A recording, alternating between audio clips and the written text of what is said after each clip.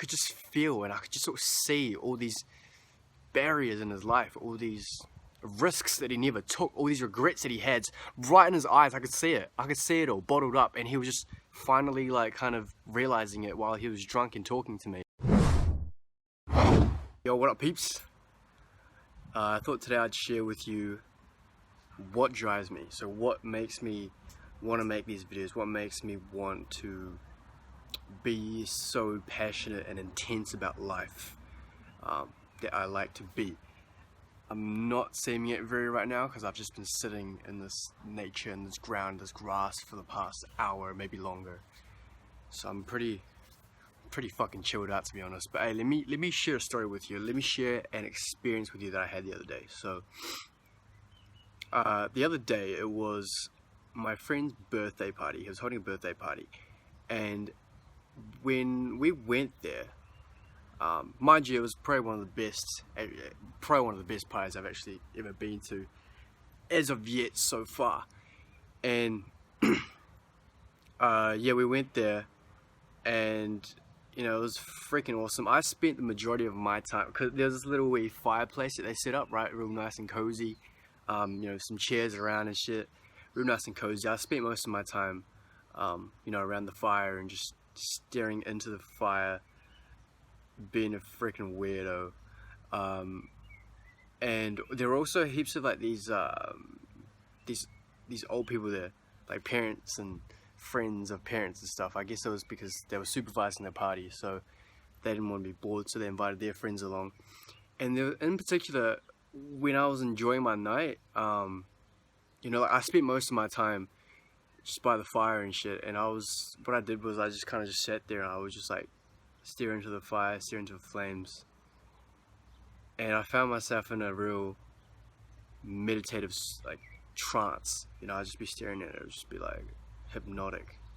You know, I would feel so present, my thoughts so I was pretty much thoughtless. I was just kind of just enjoying it, like, because I'm naturally an introvert, right? So I gain energy from being by myself, and I guess in amongst all the chaos and, you know, all the music and everything, it gave me a real sense of peace, and it gave me a real sense of, like, you know, by myself, because I was real present and whatnot. You know, like, I didn't want to do anything else. I didn't want to do anything else. I didn't want to, you know, go and dance. I didn't feel like going and play pool. I didn't feel like getting drunk. I didn't feel like smoking weed. And, you know, I did, you know, I didn't spend my whole time there. I did mingle around. I did leave a couple of times and, you know, interact with other people, meet new people. It was awesome and shit. But, you know, while I was doing all that, I noticed that earlier on in the night that there was this one, like, older dude there. And he seemed like, the vibe that it came out that I got from it, it seemed like he was real, how would you say, like, okay, so there's a difference between being a loner and being alone. You know, like, you can be alone but not be a loner. But the vibe that I got from that guy was that he was quite a shy dude. He was he was a loner, and he, you know, and he was also alone. He didn't really know anybody, it didn't seem like. So I didn't really pay much attention to it.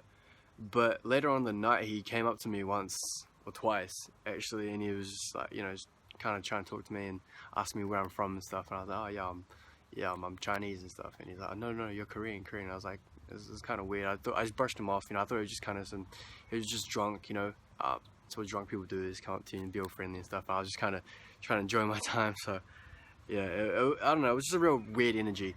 And so, yeah, the party went on, awesome time, great, you know, meet new people, fucking awesome. And the verge of when we were about to leave, I was saying goodbye to everyone, all the parents, you know, thank them all, saying goodbye to everyone I met. And he came up to me and he kind of started talking about, no, I went up to him and I was like, yo, dude, I am Chinese, but I ain't lying, dude. Because he said I was lying and shit. I'm not actually Chinese, whatever. I don't even know what I'm talking about anymore. And he was like, no, you're not Chinese. You're you. And I was like, it kind of hooked me for a second. I was like, wait, what the fuck did you say? Like, he's like, you're not Chinese. You're you. And he was like, I was like, damn, dude, that's pretty deep, man. awesome, man. Thanks for that deep, deep thought. And then he just kept going on. And at first I was kind of like, yo, this guy's he's just drunk. He's just drunk. He's probably just, talking heaps of shit. But then he started saying other things. He's like, that's just how I see life. It's I wish that the world would just figure it out. I wish that, the world would just figure it out. He keeps saying that to me. I was like, why do you keep saying that to me? And I was looking at him in the eyes, and I was like, yeah, no, that's cool, that's deep. And then he started like tearing up, like his eyes started tearing up, and I was like, man, you good, bro? You good, bro? And like, that's what I was saying. But deep down inside, I had this massive like vibe, this massive feeling from him. I don't know if it was just because I was staring into the fire heaps and I just got this sudden spiritual fucking, awareness of like empathy, and I could feel everything. I don't know. But I could feel his energy, and I could feel him. And I was looking into his eyes, and all I could see, right? I remember all I could feel was a quiet desperation. When he was saying like, yo, the world just needs to figure it out. I was kind of interpreting it as him saying, man, I just wish I'd figured it out. I wish I'd figured it out. I wish I'd figured out my life. I wish I'd figured out, how to be myself, how to be expressive. Yeah, that got real deep. This video's gonna get real deep. And I was like, holy fucking shit, man. Like, I looked him in the eyes, bro. And, it was exactly like that quote said. Like, because he's an older dude, and I could just feel, and I could just sort of see all these barriers in his life, all these risks that he never took, all these regrets that he had right in his eyes. I could see it all bottled up, and he was just finally like kind of realizing it while he was drunk and talking to me, while he had someone to actually listen to him. He was expressing his feelings of, regret and like sadness and shit. And I looked at it, I was like, yo, man, I don't want to do that. I don't want to be like that. If you've ever heard the quote, the mass of men lead lives of quiet desperation. They go to their graves with their song stuck inside them. And I know there's so many things that drive me, actually, but one of the biggest reasons is that I don't want to be like that. I don't want to grow old with all these regrets. I don't want to grow old with my song still stuck inside me. That's why I make all these videos. That's why I express myself so much, is because I'm going to keep singing that song. I'm going to yell that song as loud as I can, because ultimately I'm just going to be happy when I die. I'm going to have no regrets. And yeah, no, yeah, so that's pretty much what I got from seeing him, looking into his eyes, and quiet desperation. And another point that I wanted to make was that, I wanted to talk real quick about like dreams, real quick about aspirations. Okay, so I even have like a couple of notes here. I'm losing my groundedness. I'm getting quiet up in my head right now, but I still want to share. Okay, so, alright, check this guy.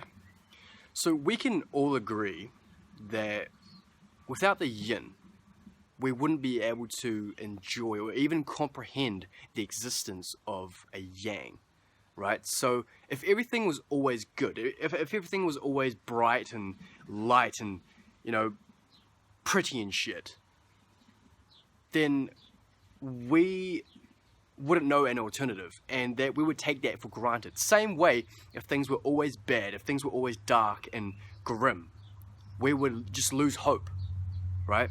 So a quick message to those saying that your dreams are only that your dreams are only dreams and can be nothing more, especially the ones who preach security and realism, down to the point where you can't even differentiate it between hopelessness and pessimism. Listen, man, there's absolutely nothing wrong with having high aspirations. There is absolutely nothing wrong with having dreams. The only problem is when all you do is dream, right? And you don't take any action to make that dream a reality. Because you see, we need dreams in order to truly live. Because living is done only when you're awake.